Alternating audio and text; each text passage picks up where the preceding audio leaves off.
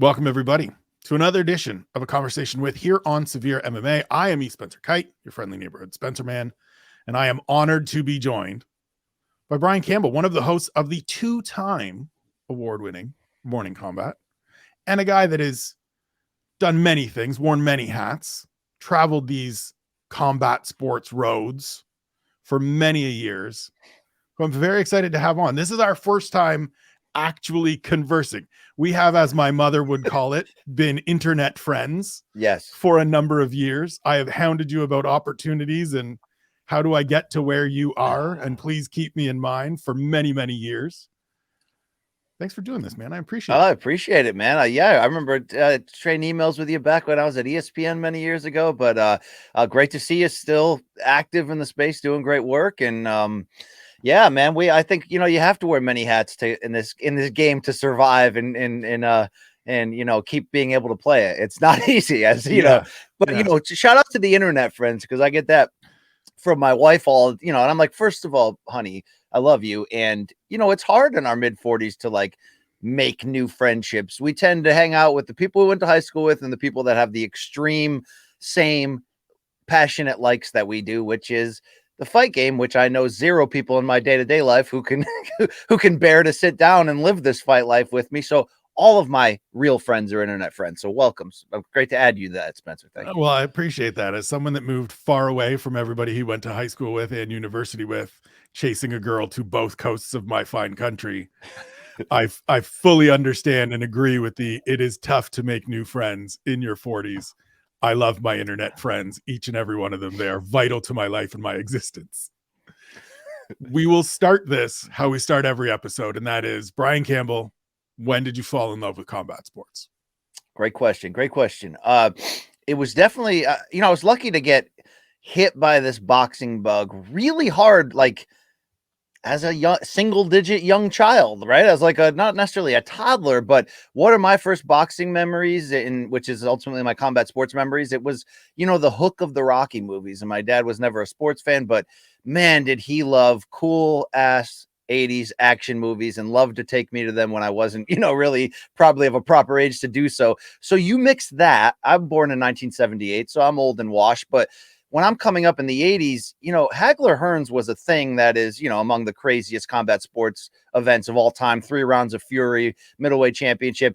But that thing was replayed so regularly on ABC's Wild Wilder Sports, or even ESPN after school, that I think it's the combination of this Rocky movie culture. We're all into WWF at the time, and loved the pageantry of it all. The Rocky movies mixed in with that. There was some crossover there. But it was 1987 when I think I really bought in, because my dad, again, not a sports fan, we never connected there, but he comes home one day and goes, Hagler's fighting Leonard for the middleweight championship, and we're getting the pay-per-view, and we're having a party. And that's just one of those, oh, what is this? Okay, let's do this. And, I never forget the build to that fight. I was about 8 years old. The questions about Leonard's eye, of course, coming out of retirement. And then ultimately that feeling of watching a disputed, competitive back and forth fight where every round and sometimes every flurry matters. And then having the VHS copy that we taped from the pay-per-view and then rewatching it constantly and trying each time to convince myself that Leonard really did win.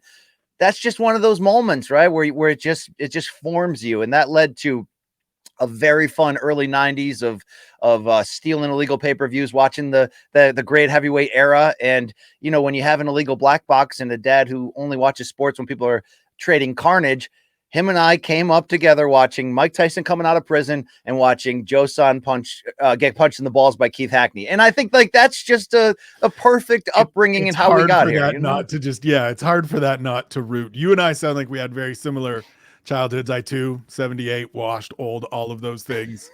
Very much you mentioned 80s action movies. I was like, yeah, Steven Seagal features prominently in my decision to enjoy this stuff, because they were terrible movies that I watched repeatedly. But the best kind of terrible movies. The best kind of terrible movies, to where we would run around places and I would do the Steven Seagal run where the hands are doing that. That is still a joke in my family.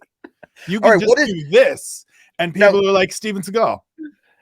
Now, I'm of the belief that Seagal had 6 amazing movies before he went into complete ridiculousness, straight to VHS. And one of those 6 was On Deadly Ground, which is as ridiculous a movie. And he finally got artistic freedom. And that's why that movie was so ridiculous. But of that core, when he actually was Stallone, Schwarzenegger, Van Damme, he was them. What's your go-to? Because I've debated this for years with people. Which one of those classics identifies with you the most? I mean, I think it's Hard to Kill. Ooh, because he's hard to kill. Yeah, well, he is. It's that era of movies where like the title was just all you needed to know about the star, right? Especially in that genre. It was just like you saw him and you saw the title and you were like, so even as a child who didn't understand movie structure or any of those things that I know now, you were like, okay, so in the first like 45 minutes max, we're going to find out who the bad guys are, what they're after, and he's going to get shot to a point where he should be dead. Yes. And then he's going to come back and get the bad guys. With a giant beard. Just a ridiculous every single minute of it because he's going to have the ponytail. He's going to have the whisper. He's going to have the running. He's going to have the Aikido that I'm just like, there's no way this shit works. Like, and then he invented MMA and taught Anderson Silva the front kick. So, I mean, what a career, you know? And made shooting glasses the coolest accessory possible. There you go. There you go. I mean, you could take that to the bank, Senator Trent. The blood bank. Yes. Yes, indeed. See, this is why I needed to have you on. I knew I would get like we're 6 minutes in and this is the best ever already. This really is 2 internet friends sitting down and just finding each other amidst Steven Seagal movies and quotes that like 7 people are like, that's a quote from the movie, isn't it? Yes. Yes. Please. So are there siblings? Are you an only child? Was there a sparring partner as you're growing up watching, you know, these critical fights and Joseon getting his balls beat in? You know, outside of watching specifically, right, like, you know, Tyson pay-per-views post jail and the first 5 or 6 UFC cards with my dad, which are just treasured experiences in the father-son history. Like a lot of people I know, most of my combat sports watching was solo and alone, you know, and I, you know, I was in and out in the 90s. Obviously, pro wrestling came back huge in the late 90s, and that took away a lot of our time. But I always credit when I actually put on the gloves. And you know, I'd love to be able to act tough and be like, you know, I was an ex-amateur fighter, or I was, you know, a schoolyard champion. No, I'm a washed piece of crap who tries to spend most of his life avoiding fights. But I did for like a year do boxing training, spar, take it serious, try to learn it.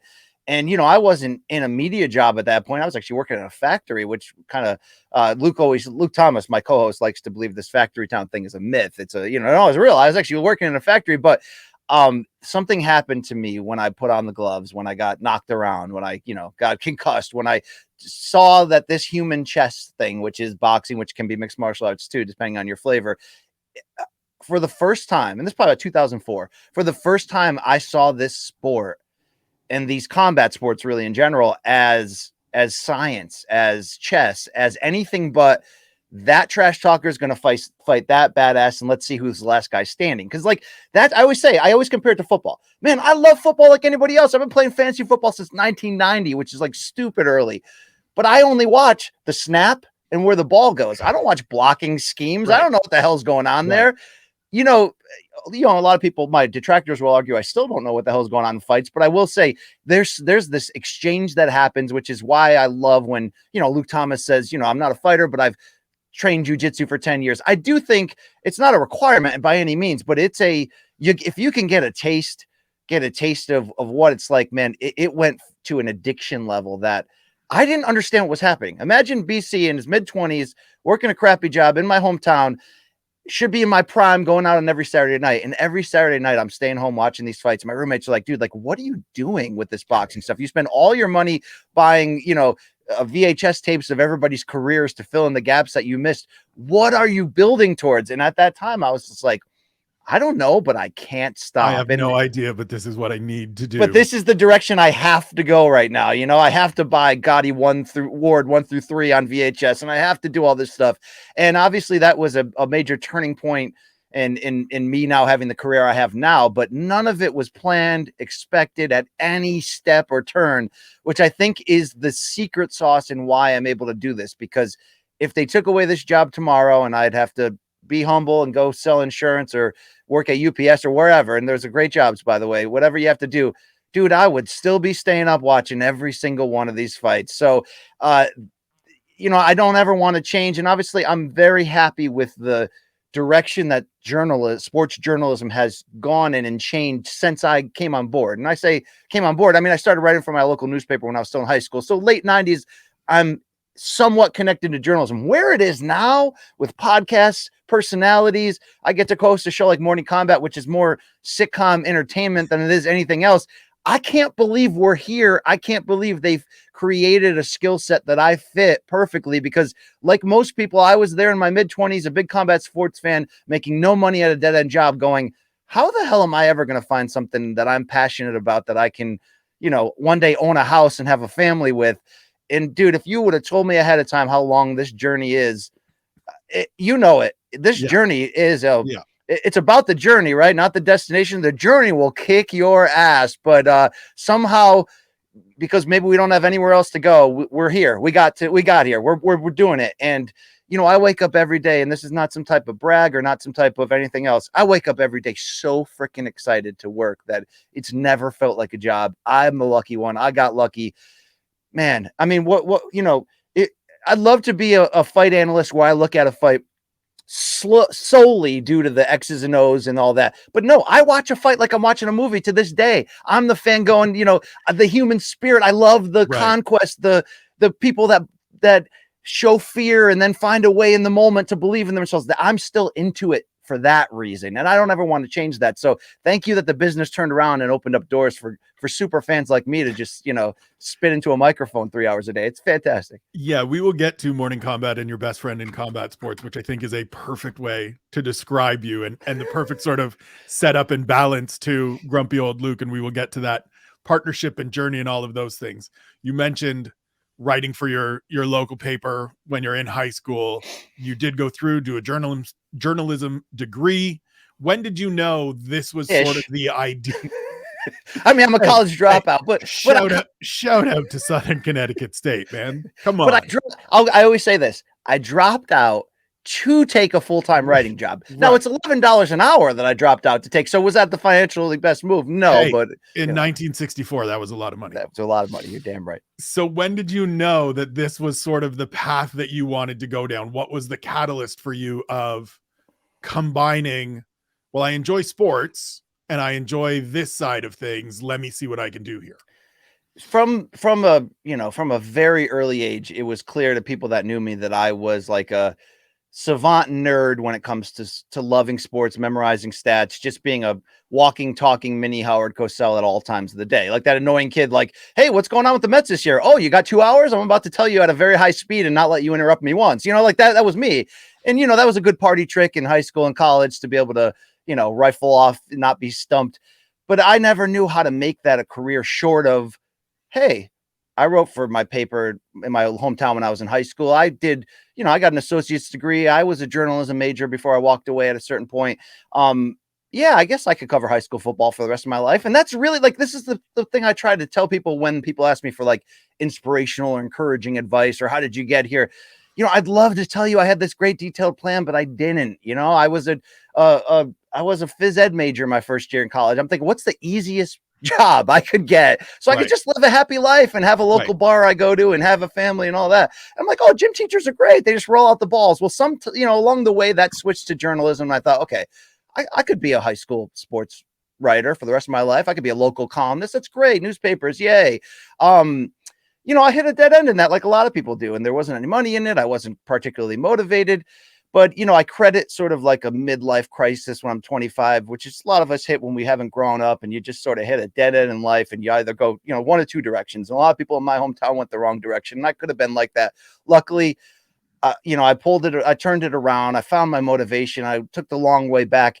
And in 2005, I got a morsel of what would have always been my dream job. Meaning, if you could do anything, BC, what would you do? Work at ESPN. I grew up 20 minutes down the road. Sports savant. Let me work overnight third shift. I'll cut highlights. I'll sweep the floor. Right. Let me just say I'm a part of the team.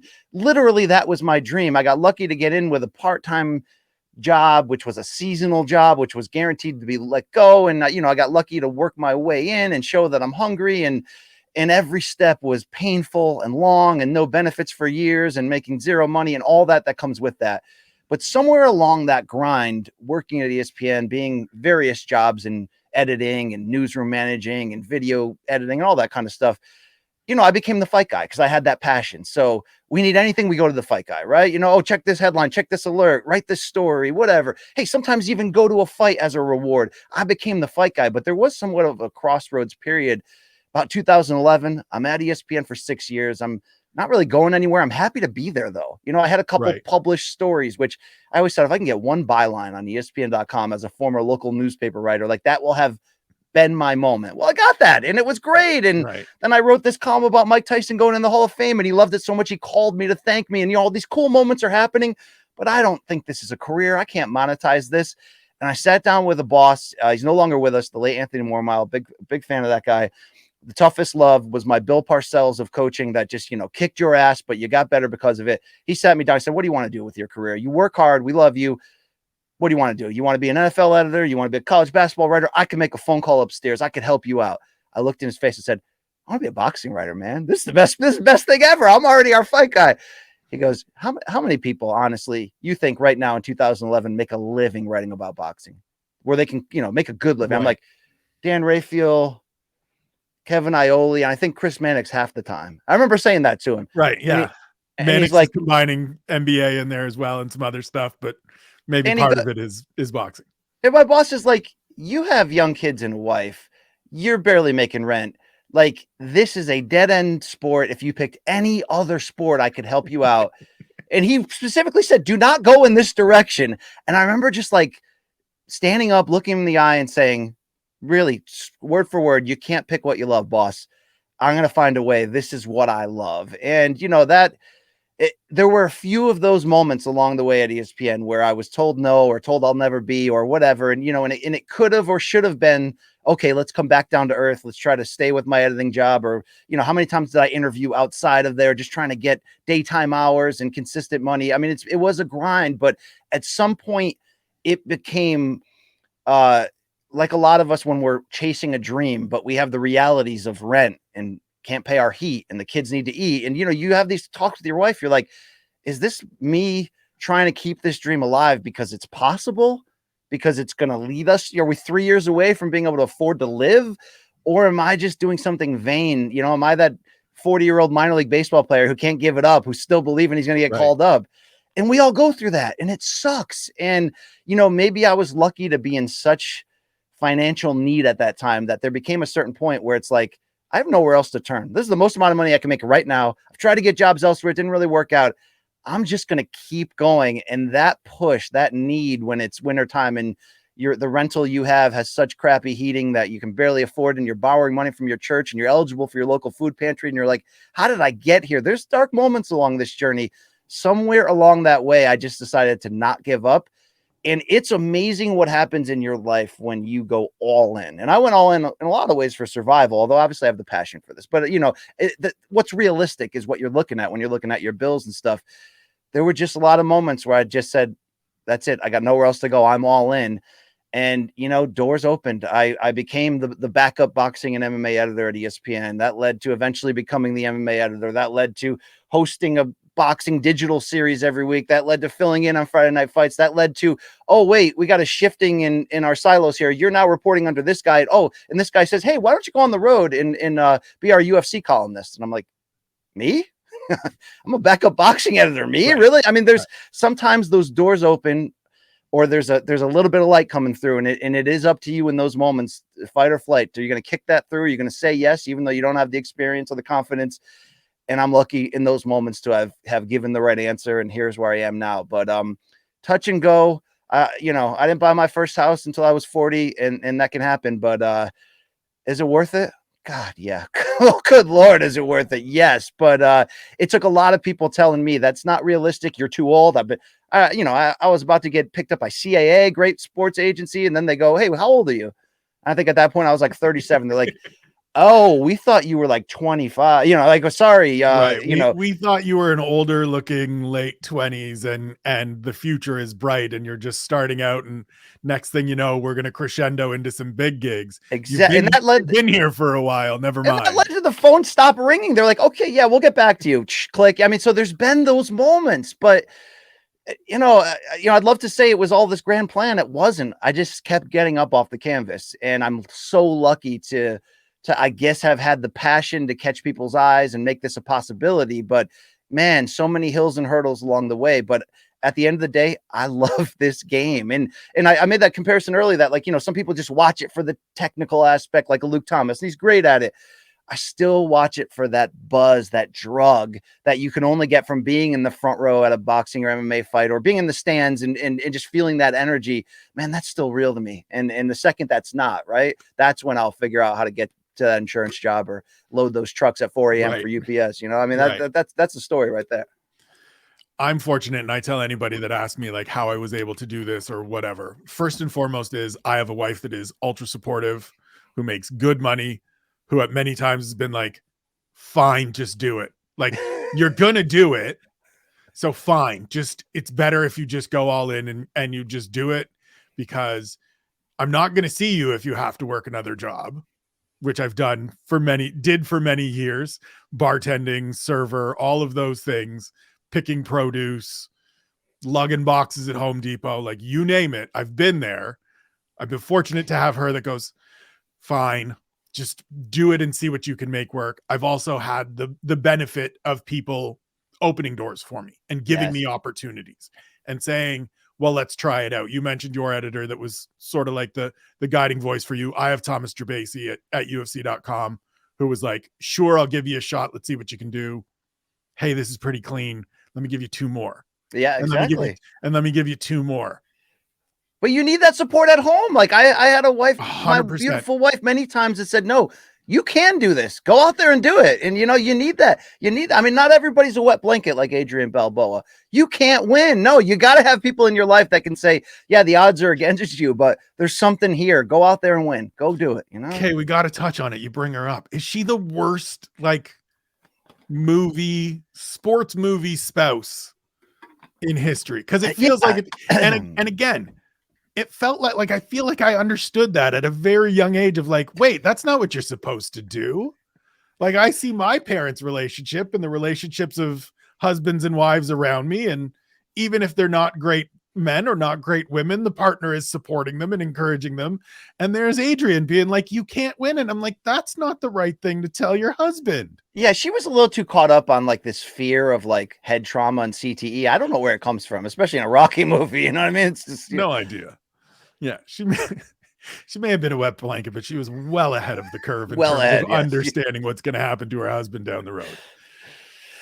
Adrian, we talked about the grind in there, and I've got it in my notes of smaller papers to ESPN, small jobs in quotes, grinding. Not everybody can survive that grind. Not everybody has the ability to just put their head down and say, this is how I have to get to the next step. This is how I need to get to. If it's gonna lead somewhere, this is the path. For me, it's always been a thing of where I'm at right now is the best spot I can be. Let me put in the best work here and see where it leads. There's been a lot of times that it has led to, we'll give you a year, we'll give you 6 months. There's a new regime. We're really sorry. We don't have a freelance budget anymore. Whatever. What is it for you that was able to carry you through and get you through those grinds? And what advice would you give to people in terms of getting those next doors open and sort of pursuing that, knowing you want to go forward without being the guy that's just an absolute pain in the ass like I probably was to you? Well, no, you weren't for me, but that balance between knowing, and I had to find this out the hard way, knowing that hard work's not enough. You have to advocate for yourself. And there is a fear of, well, especially when you're pitching to freelance or to apply for a job. Yeah, there's a fear of being too overbearing, too annoying. Sometimes it's about just introducing yourself and then sitting back and let God or let the magic or whatever take over, and maybe down the road the phone will ring. How many times does that happen, right? You make one good relationship networking thing, but that fruit doesn't bear until years later. But that's life. That's how this works. I've been lucky in so many areas, believe me, whether it's saying yes when I obviously knew I was afraid and didn't have the experience or wasn't good enough, or whether it's, again, being told no, like so many times, like walking in 2014 to the ESPN head of boxing programming office and saying, man, I could really help you guys on TV on Friday Night Fights. I could do this job. I could do this job. I could do this job. And them just going, hey man, love your passion, but you're not a fighter. You're not a trainer. We can't, you don't break news. We can't sell you to the public. Like, great for reaching out. Catch you later. Well, I didn't take no for an answer. And, 6 months later, the same guy calls me and goes, hey, we got a late fill-in situation. Can you come be our sideline reporter? So those things pop up. But what's the key here?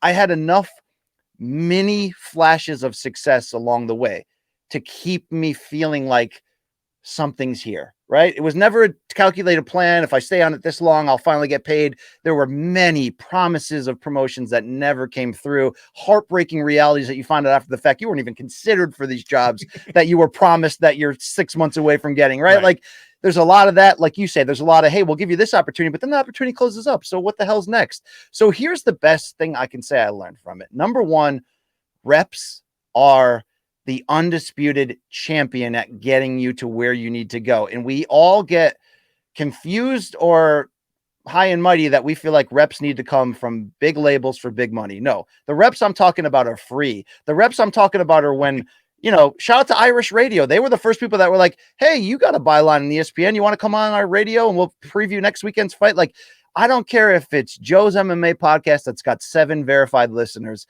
You need reps. You need reps on a regular basis. That could mean starting your own podcast that no one's going to watch. That could mean pitching an idea to another person in the business. Whatever it is, you have to take those because you can't do it looking in the mirror, right? You can go out and shoot hoops all day. That's not going to make you necessarily ready to play in the NBA. Like you've got to put yourself in there and know the money's not coming up front. Look, the money's all going to be backdated in the end for the most part. But I'm here to tell you, there's a thing in our industry called TV money, which is always the dream for any writer to eventually get to a point where you're a pundit on TV or you're calling fights like I'm getting a little cups of coffee to do, which is my absolute dream.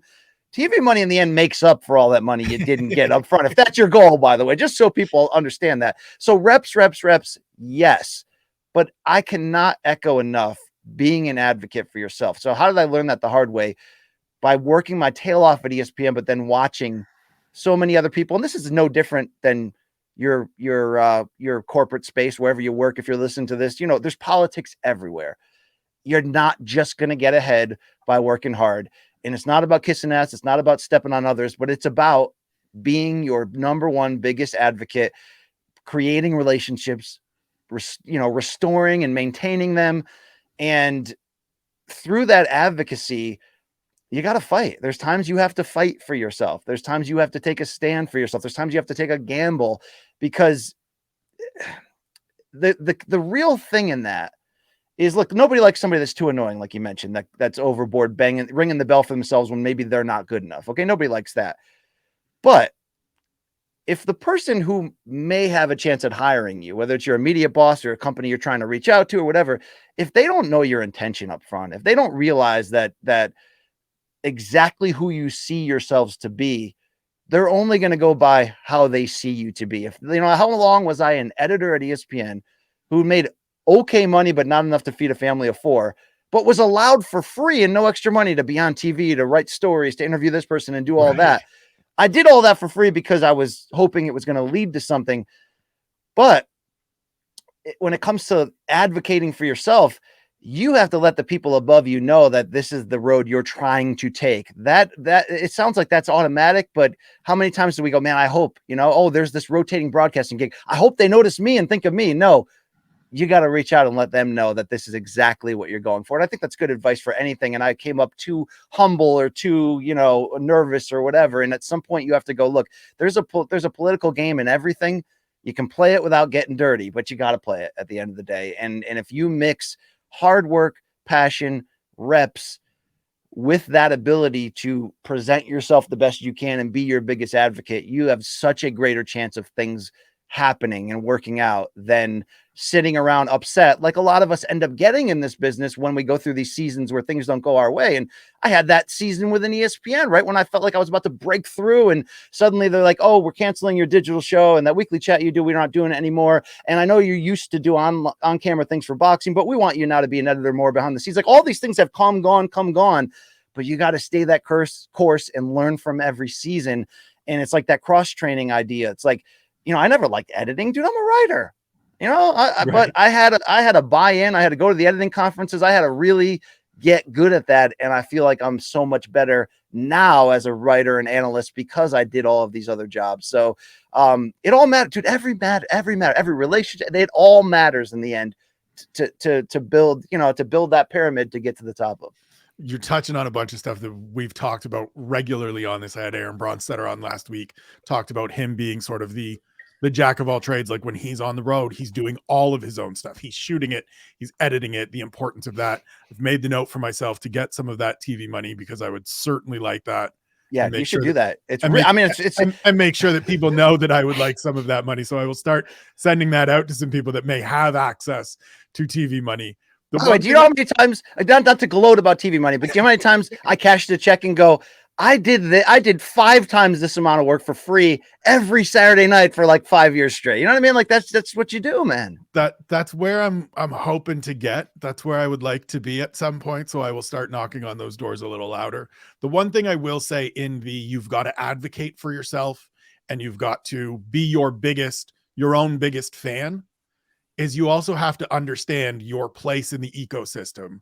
Yeah. Part of the reason that I'm pretty sure your co-host on Morning Kombat and I are not friends, do not communicate, is because out of the gate, I was an arrogant little asshole that wanted to fight with Luke Thomas and everybody at Bloody Elbow when Bleacher Report is just getting underway, when Bleacher Report wasn't what it is now, and was sort of the whipping boy of MMA media, of the look at these idiots that aren't real writers that think they can compete. I came out of the gate swinging, knowing nothing, just being like, I'm going to take aim at anybody. And for whatever reason, it ended up being Luke. And then I met him in Toronto and was like, well, that's a great big bastard. And I don't want to fight him at all. Jesus. And so you have to understand, yes, there is advocate for yourself. There is work hard, put yourself out there, pick the right battles, understand that not everything is the hill to die on. Not everything is somebody being a jerk to you and not giving you the opportunity. You're not ready to be forward facing on ESPN right out of the gates. Nobody is. Very, very seldom do we see those people. Because there's a difference. And you're ready to go right away. Spencer, there's a difference between being able to do the job without needing to be instant replaced and thriving. And I was stuck in that just good enough to do it for a long time. I mean, there are levels in that. Yeah.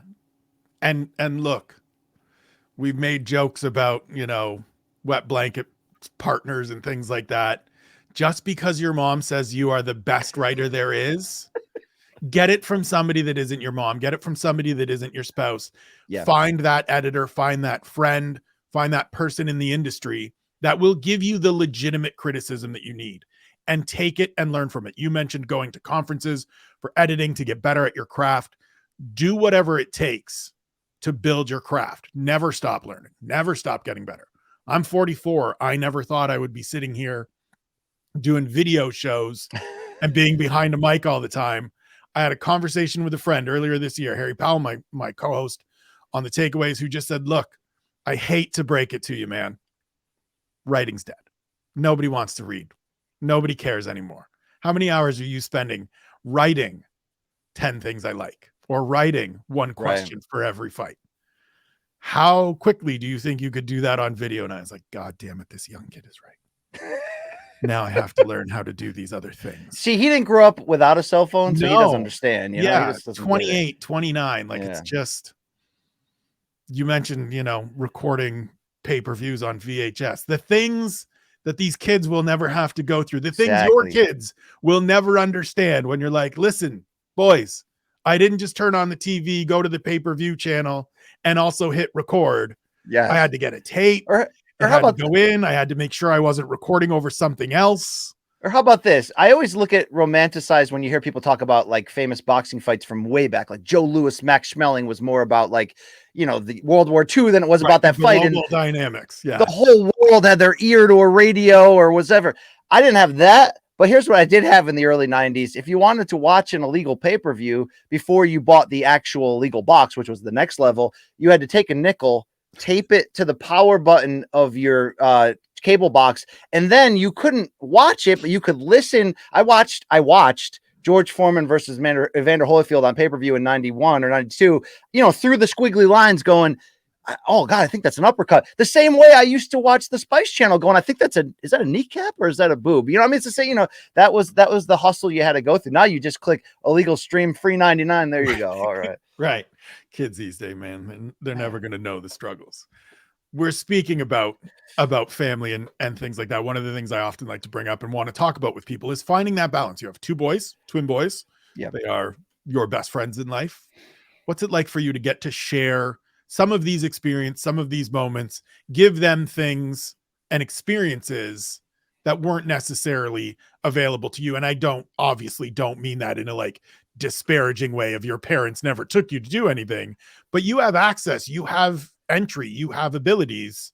What's that mean for you to be able to do this? It meant a lot more to me when they were younger because they're 14 now. They don't tend to remember a lot of these moments. But when I was in that grind at ESPN and co-hosting a digital boxing interview show, I mean, I used to bring my kids in when they were 4, 5, 6 years old and meet and take pictures with every boxing world champion that would come in and out of there, and they'd autograph gloves and give it to the kid. There's moments like that are, all this memorabilia has now been handed back to me as dad. So, hey, Dad, this was fun on our wall, but can you take this or we'll throw it away?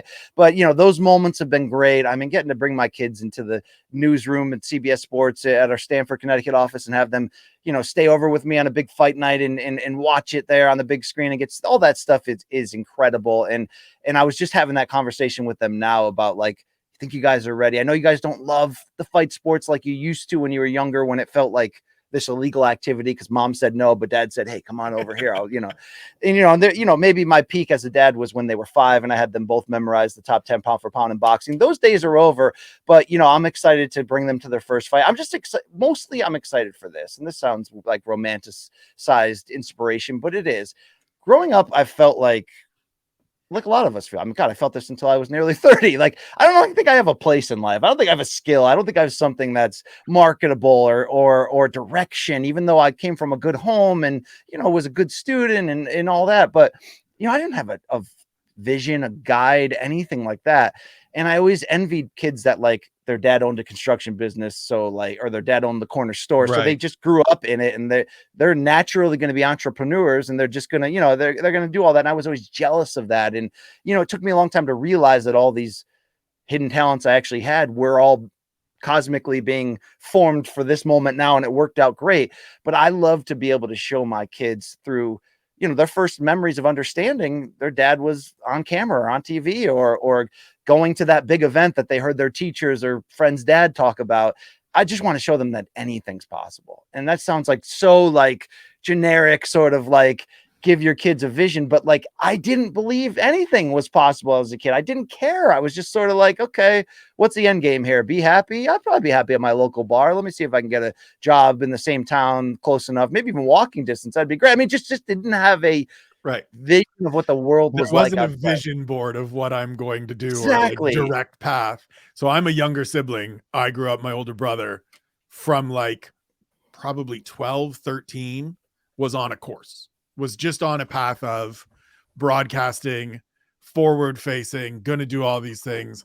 I remember TSN up here in Canada, the sort of junior equivalent of ESPN where you are, coming up had a show called The World of Horse Racing. So we used to announce horse races. Whoa. And they came up and did a profile on, here's young 14-year-old Peter Kite who calls the races at Dresden Raceway.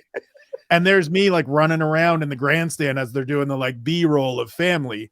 And I'm like, this asshole knows exactly what he wants to do, is preternaturally talented at it. And I got no clue. I got no idea. It all worked out. It all worked out. We're good. The greatest gift I can give my kids is just to show them and I mean, through the prism of hard work, they see how much Right. I'm away. They see how Right. much I'm down in my office with the door closed. But to show them that it pays off if you work hard, and literally anything is possible. And that's the great revelation of my career, is that it was a constant. Every step I learned how to believe in myself more. And I wasn't somebody who came up with great confidence. You know, how many times we look back at the times that we should have fought back in high school and knocked that kid out for being stupid, or the times we probably should have got it done with that chick, right? I mean, I don't know if there's a family program or not, but you get my point. We look back with like, man, I should have been better, and all that. Along the way, I learned all those hard lessons, that you don't have to know how to get to your goal. You know, you Just don't work. have to know Just the do the next work. step. Yeah. Just do the work, and you'd be amazed, regardless of your level of spiritual, religious belief, or just the belief that hard work is rewarded and good things happen to good people. The more you walk in the direction of your dreams, the more opportunities open up. But it's having the keen eyesight to identify an opportunity and not misidentify it as something else, and also to just go after it and take on new things. I hope I'm showing that to my kids constantly, that that, you know, it's like the ones that are confident, they don't have all the answers. They just believe more that it's going to work out good if they give it their Right. best effort, than the Right. opposite. You know, a lot of us need to see before we believe, Right. you know, but it's, you know, having faith and belief in what you're doing. It goes a long way. It really does. Yeah. And knowing that It's great to be optimistic, and like my wife will tell you, my parents will tell you, my mother will tell you, I'm the eternal optimist, that like things will go sideways and I'll be like, it'll work out, it's fine. My wife will look at me and she'll do, they're like, how is this going to happen? And I'm like, I don't know. It's going to work out though. But there you I will go. also work my ass off to ensure that we get as Absolutely. close to possible of it's going to work out, to where when it does, I can be like, okay, it did. Your Instagram bio lists you as Reggie's cat dad. Yes. I believe there's a dog in the family as well, is there not? I have 2 dogs, 3 cats, 2 kids. So in a very small house. So it's intimate here. So why does Reggie only get the shout out? Why cats over dogs, Brian Campbell? Okay, so I'm a cat guy. And you know, people look down on a man as being a cat guy above a dog guy. I grew up with cats, and I remember every girl that I met in my prime of mid-20s looking at the scenery trying to find a wife, each one was like, "Oh man, I hate cats." And I remember thinking, okay, this is my litmus test, right? If you don't have the same heart that I do for these amazing creatures, you're out. So then I meet my wife, and I remember telling her, like, on like one of the first dates, you know, I think I'm ready for my first cat. I'm gonna go out. I'm gonna adopt him. I'm gonna rescue him. I'm gonna name him. We're gonna be friends for life. And she pulled a fast one on me. She knew before I did that we were going to end up together. And she was just like, no, you can't do it. And gave me all these fake reasons, only under the idea of like, we're going to be together. I'm going to adopt her cats and we're going to be in a happy world. So that ended up happening. And we joke about, hey, remember you talked me out of that. So it got to a point where we had 2 cat deaths in the same month a couple of years ago. And it was, you know, one was 18 and one was 2. So the emotions are all over the place. And we did one of those purposely, one of those like panic, how do you fill this hole of you know, despair, and you, let's get a new one. And I, for the first time, got my own cat. Now it just turns out that this guy, Reginald Jackson, Mr. October himself, is just a maniac. He's unfazed by, he just doesn't, he has no self-awareness. He's the most selfish animal of all time. He's destructive. I mean, he has a lot of bad, but he picked me as his person from the opening day when we rescued him at this shelter filled with all these giant dogs chasing him around. And every single day he comes to me and just needs to be held for hours. And that's my dude, you know, All and right, he bites. that's fair for him getting the lone shout out. That is, yeah. And you know, you've convinced me. I'm not gonna lie to you. He's not liked in this house. He scratches, he bites, he yells at people. He's like, you know, he does a. I got these foam tiles in my office ceiling here to try to, you know, build a sound barrier between my kids above. He tries to climb anything he can to hang from them and pull the things. I mean, he's a maniac.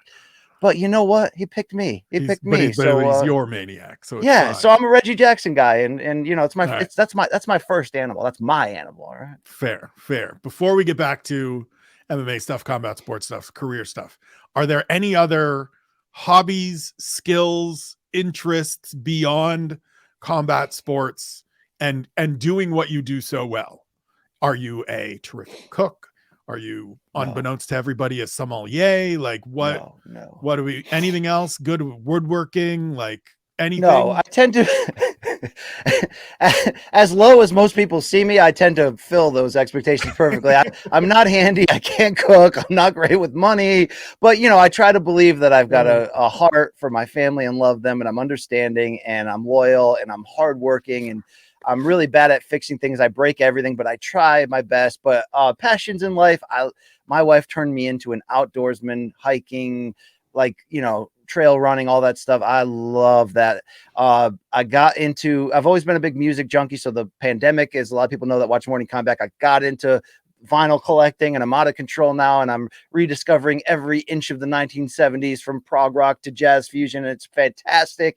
And, I've picked up this crappy painting habit. And, I say crappy because my skills are so raw and ridiculous, but man, that's a hell of an exercise to just get out of you the things that you can't communicate. So I thoroughly enjoy that type of stuff. But yeah, I'm not a big reader either. So maybe I'm just suited perfect for the job I have at the end of the day. I mean, you started with the expectations, and I don't hit any of them. I'm not good at it. Clicks in the John Lovitz on Friends of, I know what you're thinking with the way I look and all of this. I must be funny. Well, I'm not. Exactly. And by the way, for anybody that either likes me or loathes me or deals with me because I'm this funny personality, I don't get any laughs in this house. And maybe that's how God intended to keep me humble. But I'm like I'm like the gringo poppy out here every day. People are just throwing tomatoes at me in my house. No, I'm not entertaining to anybody here. So thank you, MK Universe, for tuning in and puffing up my ego once in a while. I was gonna say, so you get a lot of laughs, you get a lot of positive response, as you and Luke both deserve on Morning Kombat. 2-time award winner, as I mentioned. Congratulations, very recently accepting that second trophy. How did Morning Kombat come together? How did this, when did you and Luke start cooking it up? Did you and Luke start cooking it up? What's the origin story of, for my money, and I'm not saying it just because you're here, the best program in this space? Oh, wow. Okay. That means a lot to me because you're in this space, what it's like. So I appreciate your kind words there. The Luke and I origin story is interesting. So we met in 2013 covering the same Mayweather fight.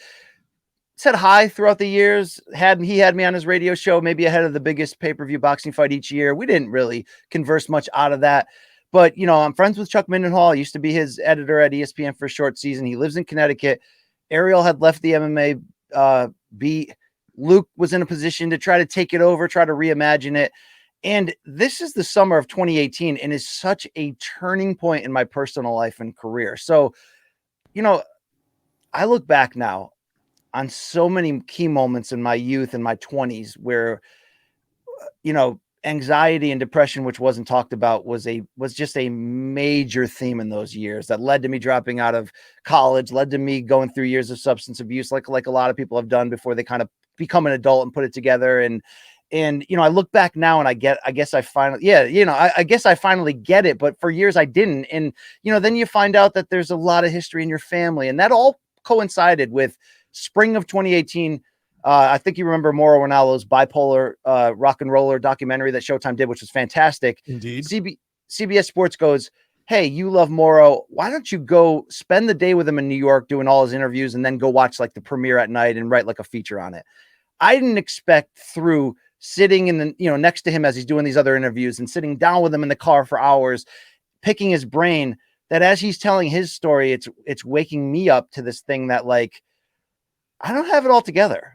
And maybe it's about time I realize that. And the transition from me working 12 years at ESPN in this grand company, which is like being on a college campus, to getting hired by CBS and working in my basement in my pajamas every day, that wasn't great for my mental health. That was a huge test. Also, that whole idea of all I ever wanted to do was get paid to be a full-time writer and talent. And then it happened. And then I'm just sort of oh, this is it. Yeah. And I think, if I look back at previously, what did anxiety and depression, when it's unchecked, do for my career? It made me the wrong kind of perfectionist, where, I watched every time I was on camera, I'd watch it afterwards 50 times and just in anguish trying to go, man, if I just did this differently, it could have been the perfect hit.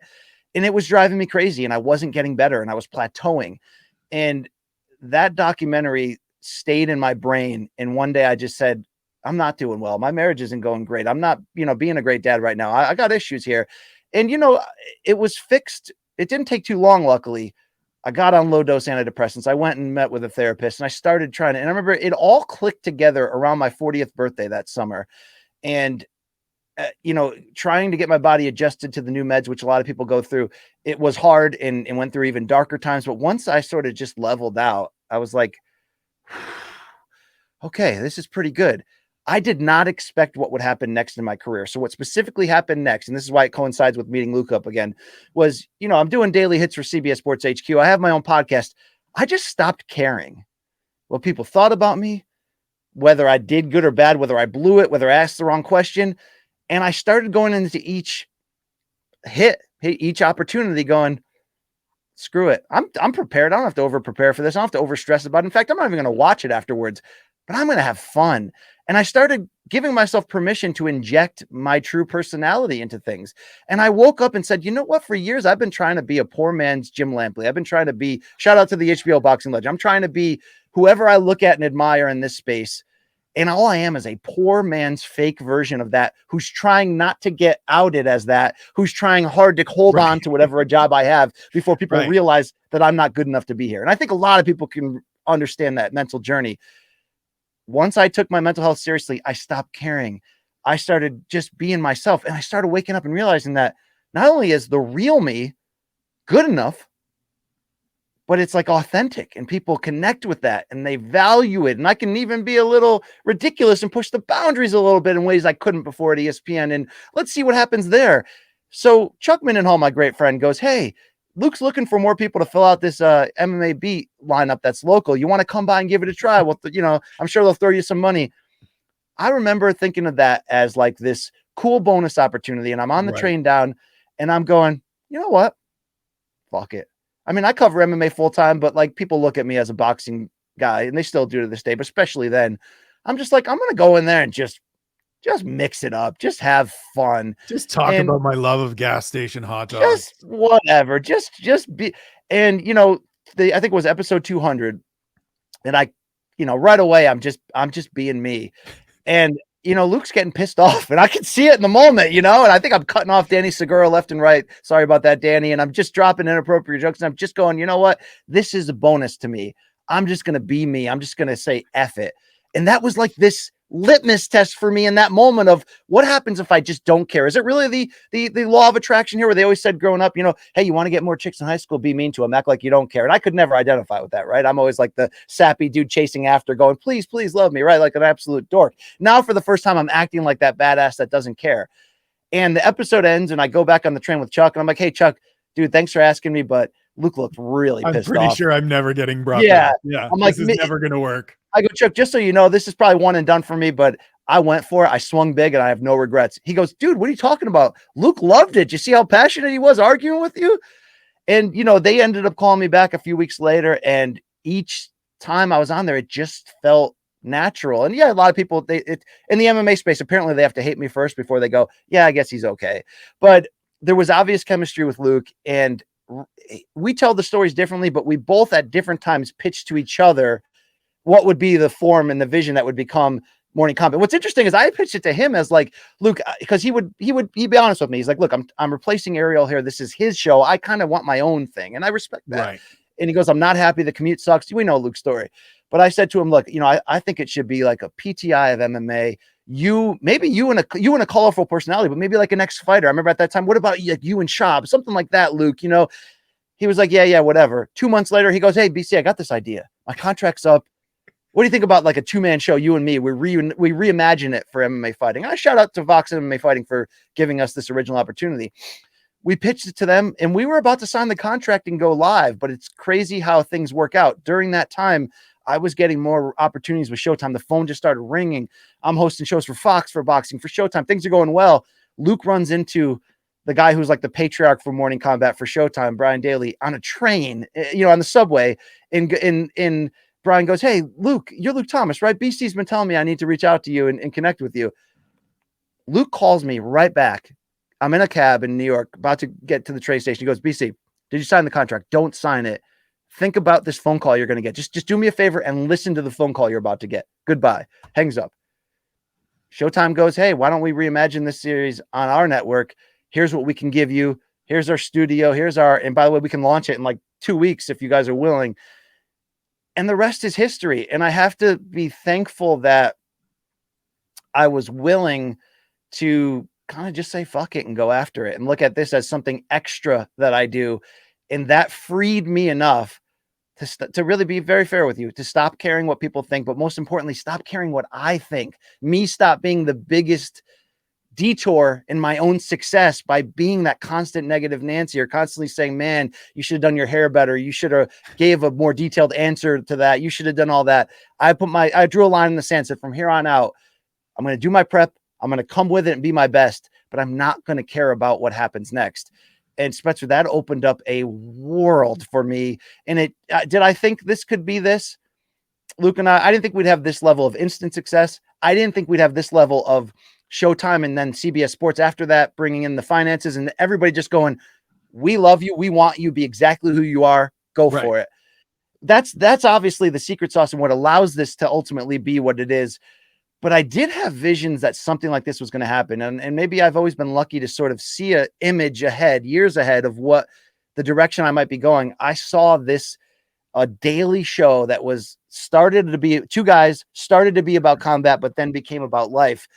But, each step of my journey, I was on the Cheap Heat Wrestling podcast with Peter Rosenberg. I had this memorable Grantland boxing podcast with Rafe Bartholomew. Each step of the way, I'm thinking, okay, this is the vision. But no, those were all just steps to build the foundation for what this is now. And I always knew I could be a part of something that affected people's lives. And, while I might get criticism because I don't always take the sport as seriously as I should, or I can't break down fights on a level Luke can, but I take serious that people, when they tune in to 2 hours at a time to watch me, that I got to give them something. I got to entertain them. I got to anger them and challenge them. I got to bring their guard down and make them laugh, or I've just got to present something that's relatable to their everyday life.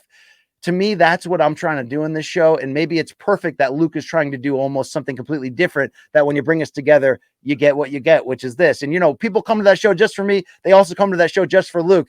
I hope, though, in the end, they realize that I'm even realizing in the moment that it's how we bounce off of each other that is the magic.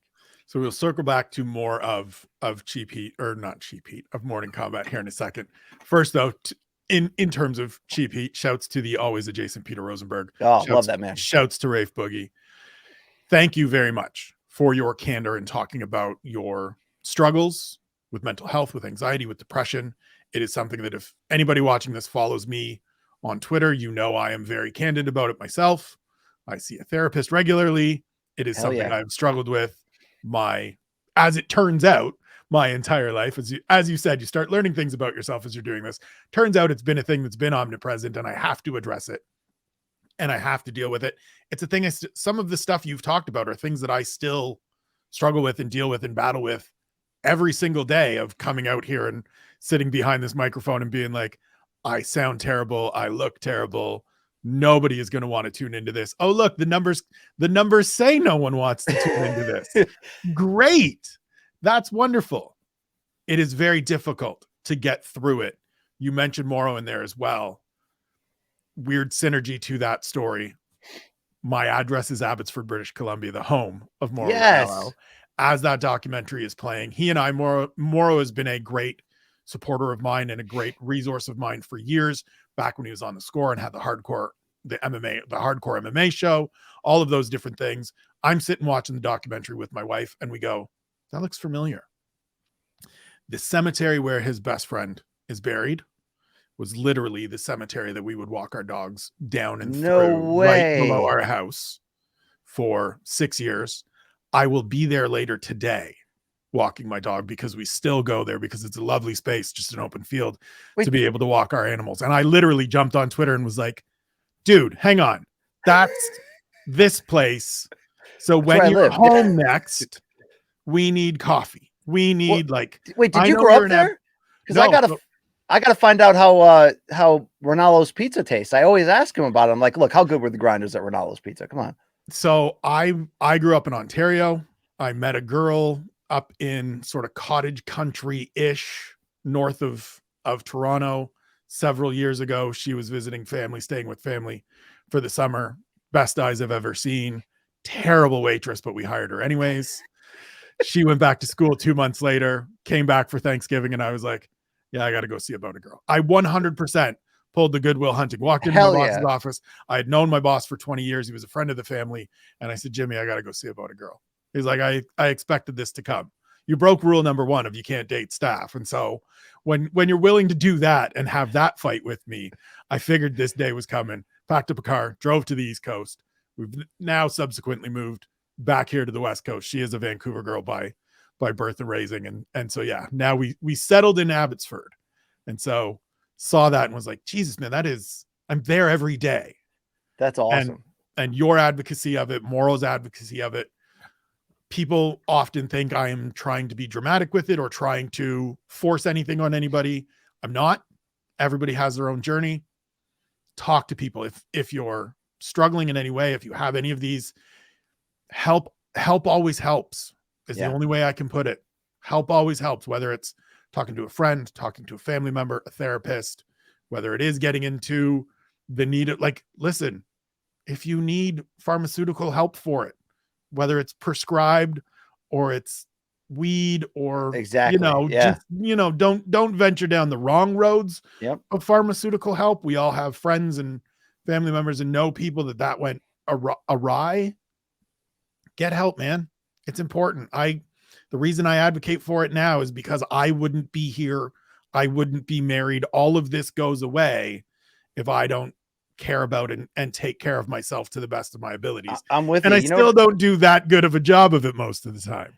I always envision when things get hard that if I don't, and there's times that I still have, seasons of major mental health challenges. And I think in general, from diet to therapy to medicines to exercise to even acupuncture, which has been a huge help in my family for, removing a lot of those stress blocks. In between those, sometimes you hit some wrong seasons and wrong turns. And, I always imagine that if I don't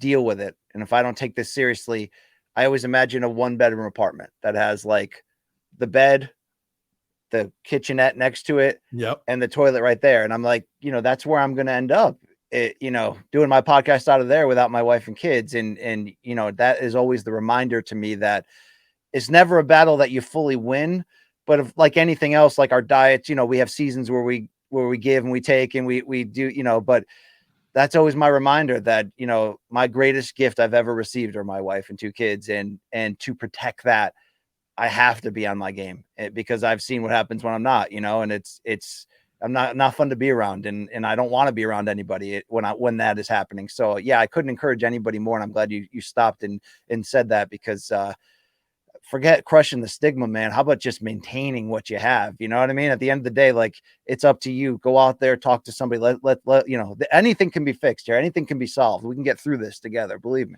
I mean, the reason I tend to end every show by telling people to take care of themselves, take care of one another. If we don't, none of this works. If we don't, look, we are in an industry that is at times adversarial, that is at times dirty, shady, shitty, backstabby, all kinds of things. You can dress that up nice and call it political. Look, man, I want to see everybody succeed. I want to see everybody have their best opportunities. And so take care of yourselves, take care of one another, do what you got to do to maintain that, because without it, as you said, I have those same visions. I do okay, if this goes sideways, if I keep screwing this up, where do we end up? Oh, right. It's there. Yeah. Okay. Yeah. Don't want that. That place sucked. Yeah. Cause I don't want what happens after I've been there and that place sucks. That place sucks. Yep. Absolutely. So we'll get it back to some happier stuff, or maybe not necessarily some happier stuff, but some fun stuff. I gotta prep myself to ask this question. How grumpy is Luke Thomas for real? Because look, I get it's forward facing. I've met him. I've interacted with him. I think the first time as I mentioned, met him in Toronto at UFC 129, walking through the lobby of the Fighter Hotel. Said, "Hey, I'm Spencer Kite." And he went, "Well, look at this motherfucker." And I kind of looked up because as people may or may not know, Luke Thomas is a gigantic human being. He is a great big bastard. Comes across as pretty grumpy. Is he really that grumpy? He can be. And like, you have to understand, like when him and I started working together on the MMA beat and maybe sort of teasing the idea that we may be good for each other, that was some of the roughest stretches of his life. I believe his wife had just gotten pregnant. He's trying to do this show that he doesn't fully believe in. There's obstacles and the commute is killing him. And, the first time you try to argue with him in front of a camera, I could see why people are just sort of like, they just give in. He's smart as a whip. He's not afraid to, put out that tough exterior. It could be intimidating. Again, it was the perfect season for me mentally where I had just had an F it attitude where I was like, if this blows up, it blows up. That's cool. But what I learned through that is that he is somebody that likes to, whether he'll admit it or not, he is somebody that likes to compete, that likes to be challenged. So how grumpy is he? Depending on circumstance. When he's tired, you got to just stay the hell away from him, like a lot of us. But, that's when you can get him to explode. But is he the perfect partner for me in this season of my life? Yes. And it's, man, I've been in some great podcast duos or trios or situations or broadcast teams. When you get chemistry with somebody, that chemistry could be between you and a writer or you and an editor. But when you get that work chemistry with somebody where it just, you don't have to think, it just happens. Like you have to protect that. So I try my best to protect that. Sometimes I'm the cause of getting him angry because I have that side of me that's always going to put my finger in your sore and spinning around and talk trash to you while I'm doing it. I prioritize entertainment above friendship at times, and that pisses him off. But the genuine man underneath is one of my favorite people in the world, and an incredible family man, and somebody who really believes in the things he believes in, whether you agree with those things or not. The way that he believes in the things he believes in, you have to respect that because it comes from a good place. He's passionate. And, people don't realize is that off camera, we are almost the exact opposites of what we are on camera while navigating each other. He becomes the ridiculously inappropriate guy jumping around. Like he's hilarious to be around off camera because he always owns the room. He always makes that statement that BC loves to come in and suck all the energy out of the room. I love bantering with him because he's hilarious and he's witty and he's quick and all that. And, I'm a little bit more, actually in my personal life, I'm a lot more reserved and I try to be the family guy first and all that. But yeah, you can cross him in ways that you didn't think were worthy of a giant angry reaction. And sometimes I can get caught in that net too. And sometimes it's my fault that we got there. And I'm like, man, you don't have to be that harsh, but a passionate man who's, I don't think he would be upset if I said this, has been through a lot of emotional trauma in his life and is a lot of times trying to navigate that publicly and walk it out. And he's been very honest about his own, things he's been through and is still battling. But I think a guy that at times has experienced what we all have, where you felt like the industry was holding us back or things just didn't go his way. I could not be, even though I make the joke a lot that look at where your career is now after meeting me. I don't really mean that. I could not be happier at the opportunities that we've both created together and to see him get that. Because when I first met him, it was a season in his career where he was very unhappy. So to see him come around and, I see way more laughs and smiles than I do grumpiness. But man, there are certain times when that demon of a grump just comes out of him and, over the tiniest things. And you're just like, all right, let's reconvene tomorrow. Let me get out of your way. Right. So you are a child of the 80s and professional wrestling and a big wrestling fan, covered it for a number of years. If you had to put yourselves as a tag team, what tag team are we? Because you're not the Rockers. No. You're not, you're not Demolition where it's two brutes. Is it cheating to call ourselves my favorite tag team of all time, the Mega Powers, Hogan and Savage? And while we don't have a woman, Miss Elizabeth, who's essentially the third person, look, obviously if you're a wrestling fan, then Mindenhall is Miss Elizabeth. Yeah, he might, he actually might be. We're fighting over him. But the Mega Powers Explode is my favorite wrestling angle of all time. It led up to their big match at WrestleMania 5. And for those that don't know, it was subtly about the idea of two friends being jealous that one might have eyes on his, on not only his championship, but his girlfriend, as his wife as well. Maybe I think we're that because we both come into this at times feeling like we are the the draw or the reason why Right. this is happening, when in reality, as Luke always reminds me, it's the coming together and how we bounce off each other. But sometimes look, here's the thing. Okay. I can't believe I'm comparing Morning Kombat to Saved by the Bell, but I'm like the biggest Saved by the Bell mark ever. Right. And to me, as great, this is why I have this show. Exactly. As great as the junior and senior seasons were, there was a dynamic in the freshman season and half of the sophomore season between Zach and Slater. I can't believe I'm saying this, but there was a dynamic, a competition. In fact, they both saw themselves as alphas and they were both chasing Kelly Kapowski. That dynamic created so many great episodes and angles and whatever. That went away when they became friendly and Jesse came into the picture and they're sort of just like the kings of the school fighting against the institution. I, from the beginning, have purposely wanted to maintain this thing where, like, I hope Luke knows he can trust me. And we both, you know, are always honest with each other. And we both have been navigated this business together since we've joined up. But I never want him to feel like we are, you know, soulmates here, because what makes our show great is the real life tension that just comes from, like, I do this stuff that annoys him. He does this stuff that annoys me. I know the audience is so often split and hating one of us and loving the other. Let's play into that. And that's the secret sauce. And I always try to be upfront with him. Like, dude, when this is all over, we can be friends for life and have reunions and our kids can play. But for right now, to me, the dynamic is the show is that I am trying to outshine him in every argument, every interaction, and every situation.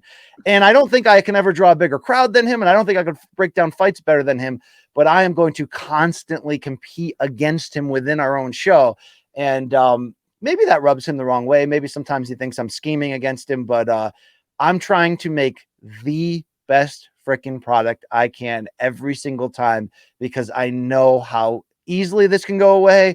I know how when your content is not dynamic, it can just fit in and look like everyone else's. So I'm committed for this to be the best it can possibly be, even if that means it ends up breaking us. But I hope long-term he knows that I have the best intentions in mind in this. Listen, years later, Zach and AC Slater are still super close. We've seen reunion movies. We've seen the college years. We've seen all kinds of different stuff. I think if you rolled them out now, I think they did roll them out now, right? There is a new Saved by the Bell where they're still friends. So I think it will endure. You mentioned in there making it the best possible. And as I said earlier, I think it is the best thing going in this space right now, hands down. The thing that resonates for me when I watch it, and I think for a lot of people, is that it is just genuine. There's no artifice to it. It's just, as I said, you put yourself out there as, I want to be your best friend in the fight business, just telling you like it is. And the word I have here is pure. Like it's Ring of Honor pure wrestling. Like it's the pure title. We're just going as straightforward, from the heart, no bullshit, no institutional control in that, like, there's no messaging being pushed along of like, and be sure to tune into. And look, I understand, we both understand, everybody that watches these programs and consume stuff in this space has to understand that there is often institutional control, institutional messaging, things of that nature. It is part of the business. It happens. Accept it.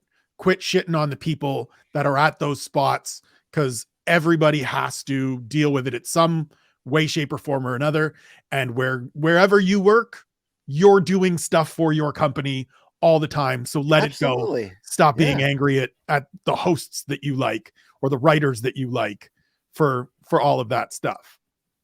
Where does that pureness, I guess, rank for you guys as like the thing we need to do, the thing we need to be?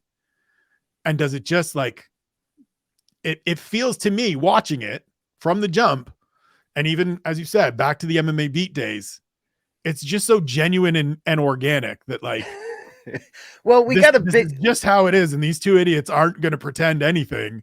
Because why bother? I'm glad you presented that as sort of the thing that you see that's the main selling point. I think you might be right. It's the authenticity, but it's not there for a number of reasons. Number one, if I'm not intimidated to confront Luke and insult him, right? If he's not as witty as he is to come back to, like, sometimes, you know, he may be piling on and playing a character, but like he really is that angry old man on the porch who's like, you know, yelling at everybody. You know, I love playing that up. And the thing that makes the angry old man on the porch thing work even better is that Luke, he really is, and you're probably not going to like me saying this, he really is the smartest dude in the room. Like 100%. He's got all the info, he's got all the language, he's got all the vocabulary, and he hits you with like 4 words that you're like, shit, I got to look that up. But I'm going to nod and pretend I know what he's saying. Yeah, and he's a math nerd who was on the debate team and went to a great college and wrote speeches for Washington pundits. I mean, he's done some things, right? But I realized that he was in the military, so he can kick my ass too. Right. But like, it's weird that people that only know me from MMA through Morning Combat go, man, who is this most unprofessional dick ever? Like, but then the people that know me go, oh my God, you should have saw him in boxing before this. He was so professional and poised and whatever. And right. There's something, look, we all have that friend in our friend circle or that old high school buddy or college buddy who just brings out the ridiculous enough in us where our wives or even parents just like groan and go, oh, come on. Luke is that gateway drug to me where I can just be 17 all over again every single time because he's witty and it's back and forth. And, you know, I had that with Rafe. I had a special chemistry with Peter Rosenberg, just examples, but it's different with Luke. And yeah, it creates authentic moments, but that doesn't happen if Showtime from day one didn't say after the first episode, when I go, oh, did we go too far on this and this? And they go, not far enough, keep going. I mean, that doesn't happen without that. Now, believe me, we've hit certain walls at times where we had to go, okay, we can't go too far there. And to your great point, I mean, even Ariel now, when he's being really honest, Ariel Hawani talking about his ESPN run, there were times he couldn't say certain important things. There was a lot of times in my 12 years at ESPN, I couldn't say things. So some of it was having that freedom to just be real. But from the beginning, the non-negotiables for Luke and I were that, okay, look, everybody's got a boss, as you mentioned, and every network is affiliated with a promoter. So there's only so critical you can be, but we're trying to be as authentic within the grounds that we have, as real and raw. Some of that is trying to appeal to the viewer to say, man, I could hang out with these guys. Like, these guys could be on my couch or at the bar with me. But some of that is just going like, you know, maybe it's the ESPN, maybe because I was groomed at ESPN, but it's funny. There used to be people that come up to me and they'd go, okay, man, there's a real cool fight this weekend. Who do you think's going to win? And I remember in the moment, I'd always go, do I give him my on-air reaction or do I give him my real reaction? So the on-air reaction is politically correct, going, well, look, man, it's a really good fight and this guy's strengths against this guy. But if you were my boy and you caught me in the hallway, you're like, BC, who's going to win the fight this weekend? I'd be like, here's the thing, dude. That other guy's chin is gone. He's going to be washed in a year. So that's it.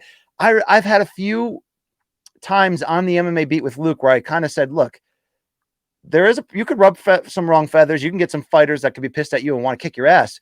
But what if I brought the same spirit I would in a text message to a friend, giving them the real breakdown, to the actual show and breakdown? What if I had the guts to just be real? That, I think, has been a big part of it, where, we take the risk that people are going to be pissed at us, or, I mean, Mike Perry threatened to kill me, but we're good now. I mean, the things have happened, right? But like, it's real. It's authentic. We're allowed to be pretty damn real and authentic. But here's the thing I deal with a lot. Luke brought the audience. We're an MMA show that covers boxing as well, but our audience came from Luke's audience, and I respect that. And at the end of the day, we know our bread is buttered with the UFC for the most part. We love talking about Bellator, PFL 1, boxing, street fighting, whatever you got there. But, could Luke do it solo and get, close to the same amount of views, or if not more? Probably. Could he bring in another technical analyst? Probably. But I feel like because we have the kind of chemistry that makes it like Big Brother, Little Brother, that feels like a sitcom, that we can only make this show together. And we know that whenever anyone fills in, and shout out to all the guys who do fill in and be part of our larger family, we appreciate them.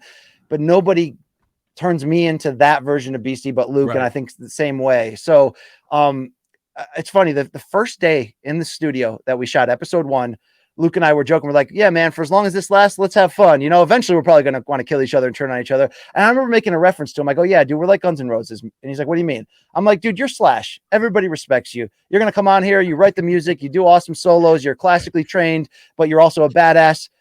I'm Axl. And there became a point in that where Axl got so maniacal in his own mind that where he didn't want to do rock and roll anymore. He wanted to do Queen and Elton John long November Raid ballads that rock out in the end. I go, inevitably, there'll be a wedge that drives us apart creatively. but I'm not going to stop pushing that wedge, and I'm not going to stop being all in. So as long as we can keep that incubator going, and we've done a great job, I think it's the fact that he wants the show to always be X's and O's, meat and potatoes, and I want the show to always be ridiculous, derail the conversation for a joke. That merge together and balancing out both parts of the Force, Sith and Jedi, I think is what makes this happen at the end of the day. Well, for the industry, thank you for having that synergy, for making all these albums up to, I think we're probably, through Appetite, through Lies, through Use Your Illusions. We don't need a break where everybody goes away and you figure out Chinese democracy over decades. Which, by the way, holds up now. There. Holds up now. Sneaky Chinese democracy. I'm not getting into it. I'm not doing it. I've had you for over an hour now. I will let you go on some sort of quick hitters here that we've been breaking out. We've been testing here on a few episodes. So one that I'm always interested in. Who is that one fighter? Can be boxing, can be MMA, that you looked at early on and were like, this is a guy that you were right on and that you were wrong on? Because we've all had misses. Some of us have been fortunate enough to have some hits. Who were those two athletes for you? My big miss in boxing was Amir Khan. Remember how great he looked? I remember when he dropped Zab Judah and knocked him out with a body shot, and I wrote some piece for ESPN like, this is it. This is the next Mayweather and Pacquiao. This is the next guy. And everybody's like, oh man, what about the chin? I'm like, well, the chin looked good against Maidana when he got up, but look, ultimately, that was a hole in his game he couldn't fix, and I thought he could carry himself through with guts and skill, and it wasn't the case. I've been right a few times. I mean, I've just always been a Dillashaw guy, early before he was fully tested, after he lost the title, after this, before that, USADA injuries, no matter what. I've always been happy to have been right about him from day one, that he was a pound for pound #1 level talent and ability. And, did he touch the stuff? Probably a lot of times, but, so did all of our heroes at the end of the day. But, I remember so much more the ones I got wrong. And I mean, man, I thought Tom Duquesnoy was about to take over the world. I mean, back-to-back weeks that the Fire Kid gets mentioned. Aaron mentioned him as well. Look, I was on the boat. I was there just like everybody else. Looked like he was ready, like 22, hitting the UFC, undefeated. And then Cody Stamen was like, hey man, here's wrestling. We do this thing over here in North America called wrestling. Exactly. Good luck. I missed on Amanda Nunes. I had no idea she was going to be that good and fix the gas tank issues. I mean, remember UFC 196 when she beat Valentina, but you're like, if that goes 5, she's going to lose. She's this, she's that. No, she's was great. There thinking those exact things of like, okay, so this woman beat Kaufman in her debut on short notice, and now she's winning this 3rd round. And if this was 5, she's good. And Nunes is probably going to go on and fight for the title. All right. No, Shevchenko's the one. Nope. Shevchenko wasn't the one yet. And I say yet in there because I would like to get number 3. I know you guys covered your fights you'd like to see in 2023, and that was on the list. I will leave you with a question that I feel you are greatly skilled to answer. We've seen Francis Ngannou teasing the boxing. It's been a subject. We have some thoughts about it here on SevereMMA that we have touched on and covered many, many times over. But you, as somebody that is in both spaces, beyond a one fight, get a whole bunch of money, does Francis Ngannou have a place and a career in boxing if he wanted to do it?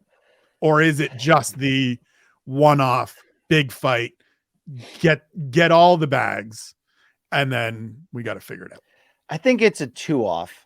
I think him against Deontay Wilder is such a potentially batshit crazy fight in which neither guy really has or utilizes a ton of pure boxing skill and kind of potentially can come out there raw throwing bombs. And look, win that or even in a close loss, could Ngannou still convince us of the idea if he stays UFC heavyweight champion that there's a market there for UFC's heavyweight champion and badass to fight the unbeaten heavyweight champion if that's Tyson Fury? Well, even if the fight sucks or we all know it's going to be anything, in a European soccer stadium, that's the big fight. So there could be 2 fights. But no, I think I've seen enough on the attempts of people to bounce back and forth to Right. either sport where, especially his age, I know he did come up wanting to be a boxer. I know, like, he's great with his hands, but no, I can't not see him. Now, if there's anybody that you'd hold your breath and give him a chance, also heavyweight boxing at the elite level, short of Joshua Usyk in theory, doesn't have the highest level of pure skill boxing all the time, especially in this modern era.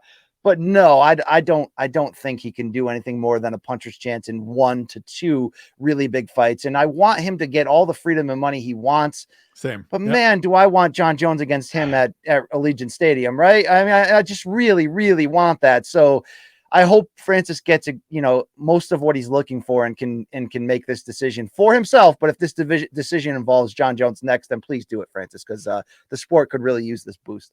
That is the idea and the understanding we come to here. It is the one you guys put forth on Morning Kombat as well, that John Jones and Francis Ngannou is the fight we all want to see in 2023, 100%. BC, I cannot thank you enough. Before I let you go, tell everybody where they can find you, where they can follow you, where they can consume all of the wonderful content you guys put out. Yeah, I write for CBSSports.com. You can check me out on Twitter at @BCampbell, at Brian C. Campbell on Instagram. But Morning Kombat, brought to you by CBS Sports and Showtime, is the bread and butter these days. Monday, Wednesday, Friday, 11 a.m. Eastern on YouTube. If you want to check it out, we talk about all things combat sports. It gets real in there. It gets ridiculous, but that's what we do. And, look, I never hide what's my goals in life and in this space to call big time boxing. And I'm getting cups of coffee. I'm one of the analysts on Showbox, The New Generation, which comes back January 20th and on Showtime in Pennsylvania. So I'm looking forward to that. But, Luke and I are calling prelims here left and right. We're hosting weigh-ins. We're hosting a lot of good things. The folks at Showtime give us a lot of opportunity to be part of the larger narrative. And look, at the end of the day, I could not say this more enough. Not a fighter, not, too old to get into it now, but to have the responsibility and the privilege that comes with working on fight broadcast, but specifically sitting at a table that's connected to the ring. And in this case, it's boxing, right? But it could be MMA on the other side just as well. But to be this close to the action and have a role that some level plays up the storylines, plays up the courage that the fighters are showing, or just plays up the incredible batshit crazy entertainment that the fight game is, I take that as a privilege. I take that as a responsibility. I love this game. So it's one of those things, again, how are you going to get there? I never know the exact way, but the more they'll let me call fights, the more I'll pour out myself onto the air and enjoy and in love to show that there's nothing in sports like this, like the big fight, like the moment. And to have been for years a chance to sit in the front row and cover it, and now a chance is to add my voice to it. That's where I'll be, hopefully, for the rest of my career. And I couldn't imagine a better place, because that's where the most exciting shit happens, right there. The most unpredictable life. I mean, it's life, right? The fights are life right in front of you. And, I'm in it for the X's and O's to a degree. I'm in it for the pro wrestling pomp and circumstances to a degree, but I'm in it for the human spirit of it. And two guys going in there, basically naked and leaving it all hang out for what? For money, for honor, for riches, for legend, for all that. Damn, I love this game. So hopefully they'll let me keep doing this. But even if they're not, I'll probably show up on your podcast and others telling you how much I love this game. Well, you got me fired up now. I'm going to go and run through a brick wall. There it is. Appreciate the 90 minutes. I need you to do the hard to kill montage where he runs like a girl and then throws the punches at the wooden beam, and yeah. I even have the ponytail that I can, I even have the ponytail. You just need a full coma beard and Kelly LeBrock. Just those two things. That's all you need, all right? That's all I need. And I'm sure my wife will be fine with That's Kelly fine. LeBrock coming on board. Hall pass at this point. Yeah, come on. I appreciate you jumping on, man. For Brian Campbell, I am E. Spencer Kite. This has been a conversation with be good to yourselves, be good to one another, get the help that you need, talk to people. We love you. Take care of yourselves. Happy holidays. And we'll see you again soon.